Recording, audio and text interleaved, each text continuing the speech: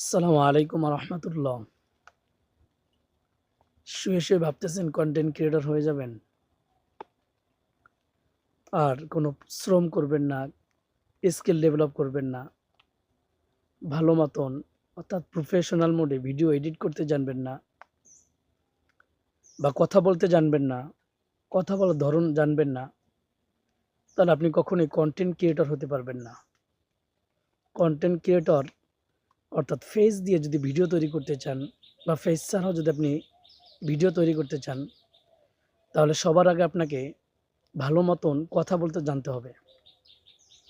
দেখেন, আপনার কথার স্পিড এবং কথার শুদ্ধতা যত ভালো হবে, আপনার ভিডিওর কোয়ালিটি এইভাবে ধীরে ধীরে বৃদ্ধি পাবে।